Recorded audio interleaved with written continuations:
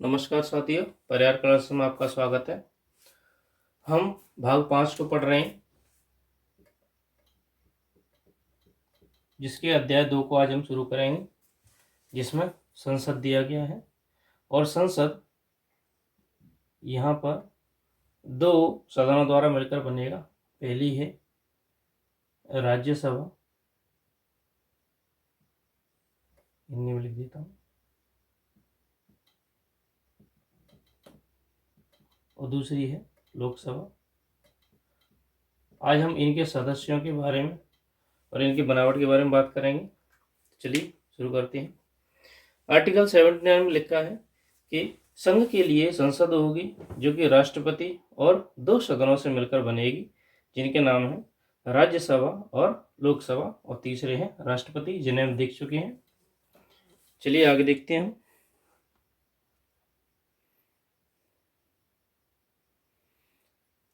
अनुच्छेद 81 में राज्यसभा की संरचना दी गई है, जिसमें सदस्य दिए गए हैं। सदस्यों का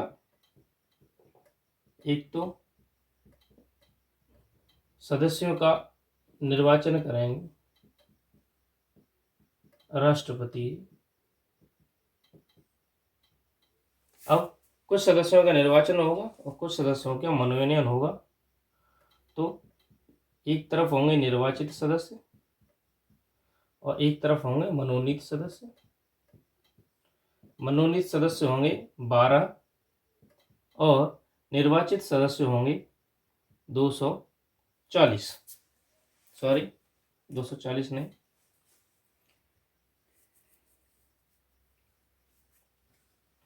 हाँ 240 ही होंगे। अब ये तो राज्य की विधानसभा से लिए जाएंगे आनुपातिक प्रतिनिधित्व द्वारा,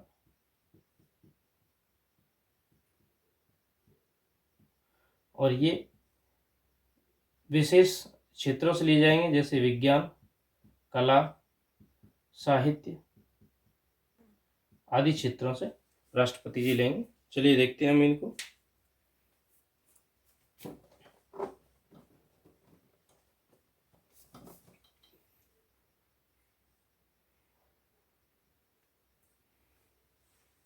इसमें दिया है कि राष्ट्रपति द्वारा खंड 3 के उपबंधों के अनुसार नाम निर्देशित किए जाने पर 12 सदस्य होंगे। ये लिखे हैं यहाँ पे, 12 सदस्यों को मनोनीत किया जाएगा राष्ट्रपति द्वारा, और 241 दिए, हाईएस्ट संख्या दी हुई है। इन प्रतिनिधियों को विधानसभा से लिया जाएगा।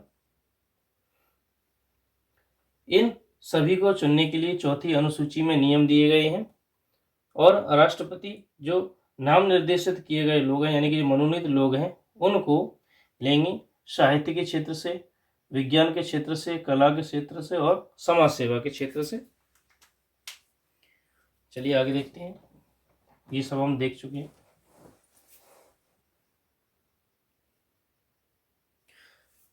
चौथे पॉइंट में लिखा है राज्यसभा की प्रत्येक राज्य के प्रतिनिधियों का निर्वाचन उस राज्य की विधानसभा के निर्वाचित सदस्यों द्वारा, ये मैंने कह दिया, आनुपातिक प्रतिनिधित्व पद्धति के अनुसार एकल संक्रमणीय मत द्वारा किया जाएगा।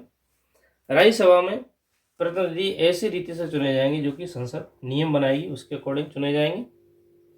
तो ये थे राज्यसभा की संरचना। अब देखते हैं हम लोकसभा को। आर्टिकल 81 में दी गई है लोकसभा की संरचना, जिसे हम देखते हैं। अनुच्छेद 331 के उपबंधों के अधीन रहते हुए लोकसभा राज्यों के प्रादेशिक निर्वाचित सदस्य होंगे। क्षेत्रों से प्रत्यक्ष निर्वाचन द्वारा चुने गए 530 सदस्य होंगे।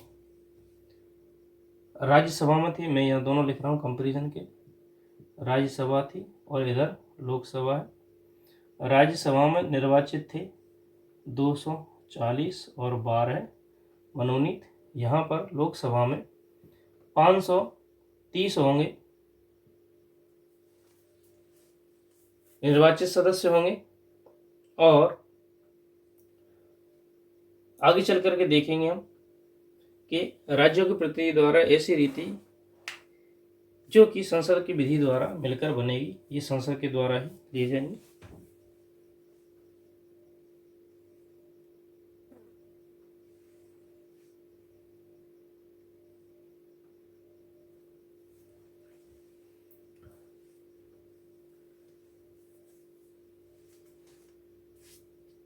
इसमें दिया है कि प्रत्येक राज्य लोकसभा के स्थानों का आवंटन ऐसी रीति के द्वारा किया जाएगा कि स्थानों की संख्या से उस राज्य की जनसंख्या अनुपात सभी राज्यों के लिए, यानी कि लोकसभा के ये जो सदस्य हैं उनको कैसे लिया जाएगा, तो कुल जनसंख्या बटे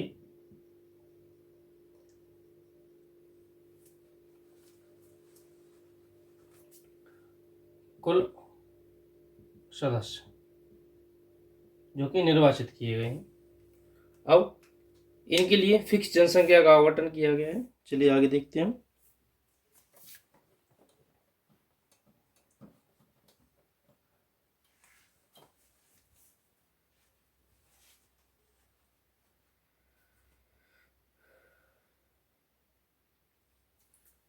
ये देखिए, ये दी गई है कि ऐसे स्थानों आवंटन के प्रयोजन के लिए तब तक लागू नहीं होगी जब तक कि उस राज्य की संख्या 60 लाख से अधिक है, यानी कि मिनिमम संख्या 60 लाख होनी चाहिए, तब वहां से लोगों को चुना जाएगा, सदस्यों को चुना जाएगा। इस अनुच्छेद में जनसंख्या पद से ऐसी अंतिम पूर्ववर्ती जनगणना में अभिनिश्चित की गई जनसंख्या अभिप्रेरित जिसके सुसंगत आंकड़े को प्रकाशित किए हुए, यानी कि जनगणना के अनुसार आंकड़ों को लिया जाएगा। ये देखिए आगे चलते हैं। परंतु इस खंड में अंतिम पूर्ववर्ती जनगणना के प्रति जिसके सुसंगत आंकड़े प्रकाशित हो गए निर्देश का जब तक कि सन 2026 के पश्चात की गई पहली जनगणना के सुसंगत आंकड़े प्रकाशित नहीं किए जाते, यह अर्थ लगाया जाएगा कि यानी कि 2026 की जनगणना के बाद ही सदस्यों की संख्या में बदलाव किए जाएंगे। उससे पहले बदलाव नहीं होंगे। उससे पहले जितने भी हैं वो 1971 की जनगणना के अनुसार माने जाएंगे, सदस्यों की संख्या और जनसंख्या भी।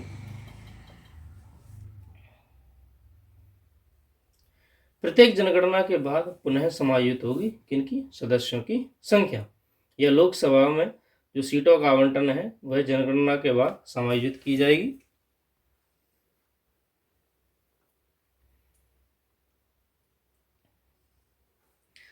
अब अगला आर्टिकल है संसद के सदनों की अवधि, यानी कि जो भी सदन होंगे उनकी कितनी समयावधि होगी।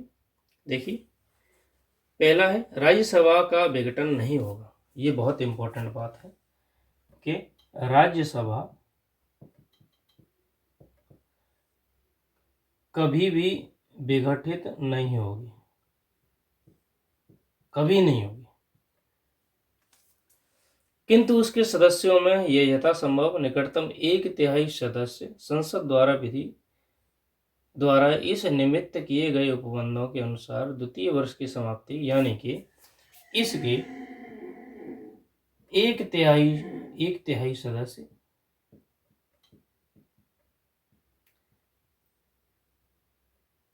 एवरी 2 ईयर्स में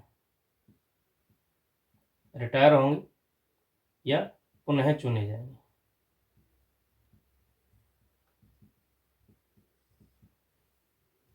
यानी कि हर 2 साल बाद 1/3 सदस्य नए आते जाएंगे, फिर अगली 2 साल में पुराने हट जाएंगे, फिर से नए आ जाएंगे, फिर अगली 2 साल बाद पुराने हटते जाएंगे और नए सदस्यों को दोबारा से चुना जाने लगेगा। इस प्रकार राज्यसभा का विघटन कभी भी नहीं होगा। ये सवाल पूछा जाता है कि कौन से सदन का विघटन नहीं होता है, तो वो है राज्यसभा।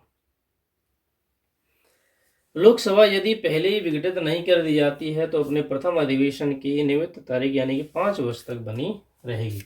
तो लोकसभा का टाइम पीरियड कितना है, लोकसभा का टाइम है 5 वर्ष।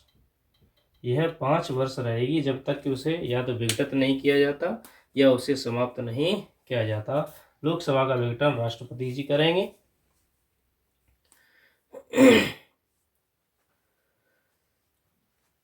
लेकिन यदि वह विघटित हो जाती है तो 6 माह के अंदर अंदर पुनः चुनाव करवाना पड़ेगा।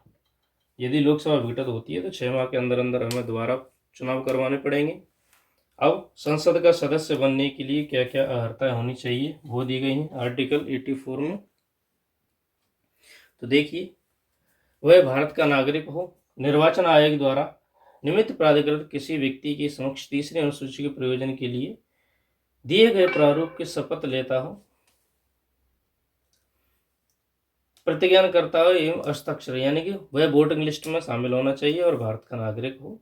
वह राज्यसभा के स्थान के लिए कम से कम 3 वर्ष की आयु का और लोकसभा में स्थान के लिए कम से कम 25 वर्ष की आयु का है, 30 वर्ष का।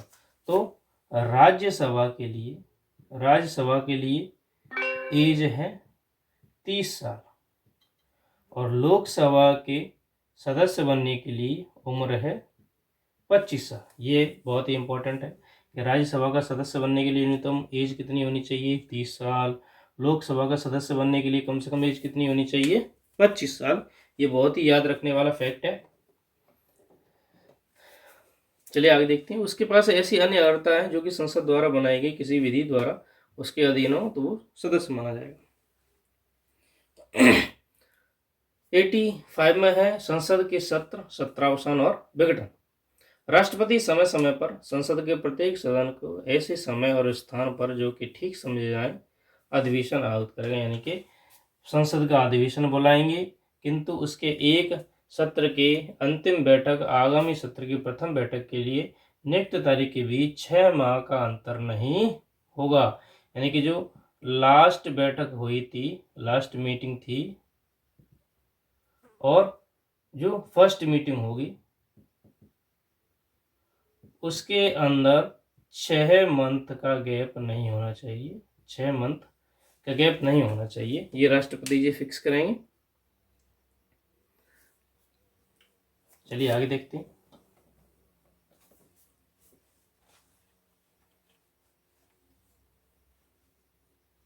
अब आर्टिकल दिया हुआ है 90, जिसमें राष्ट्रपति समय समय पर सदनों या किसी एक सदन का सत्रावसान कर सकेगा, या तो दोनों सदनों का सत्रावसान, यानी कि किसी भी सत्र का, चाहे लोकसभा हो चाहे राज्यसभा या दोनों लेकर आई हो, उनका सत्रावसान करेंगे और लोकसभा का विघटन करेंगे। ये राष्ट्रपति जी इंपॉर्टेंट है कि लोकसभा का विघटन कौन करेंगे, राष्ट्रपति। सत्रावसान कौन करेंगे, राष्ट्रपति जी।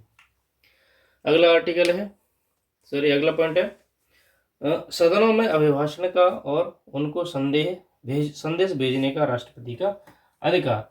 यानी कि जो सदन होंगे उसमें जो प्रथम भाषण होगा, प्रथम सत्र का प्रथम भाषण ये लिया है, लोकसभा के लिए प्रत्येक साधारण निर्वाचन के पश्चात प्रथम सत्र के आरंभ में संबोधित कौन करेगा, भाषण कौन देगा, वो करेंगे राष्ट्रपति जी। अगला है, प्रत्येक सदन की प्रक्रिया विनिमय करने वाले नियमों द्वारा अभिभाषण के निर्दिष्ट विषय की चर्चा के लिए समय नियत करने के लिए उपबंध करेंगे। यानी कि जितने भी नियम बनाए गए हैं उनके बारे में अभिभाषण किया जाएगा, चर्चा की जाएगी, उसके लिए टाइम पीरियड फिक्स करेंगे राष्ट्रपति जी। अगला है, सदनों के बारे में मंत्रियों एवं महान्यायवादियों का अधिकार। जो सदन होंगे उनके बारे में मंत्रियों के अधिकार है और महान्यायवादी जी के क्या अधिकार है। प्रत्येक मंत्री और भारत के महान्यायवादी को यह अधिकार होगा कि वह सदन में या सदनों की किसी संयुक्त बैठक में और संसद की किसी समिति जिसमें कि उनका नाम सदस्य के रूप में दिया गया है बोलें एवं उसकी कार्यवाहियों में भाग लें, किंतु अनुच्छेद के आधार पर मत देने का हकदार नहीं होगा। यानी कि वे बैठक में भाग तो ले सकते हैं, बोल सकते हैं, लेकिन वे वोटिंग नहीं कर सकते।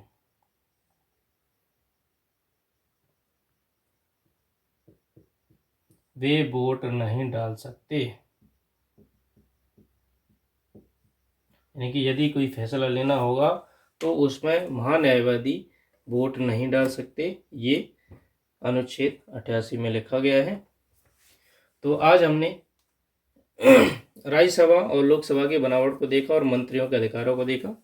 क्लास को अंत तक देखने के लिए धन्यवाद। Thank you.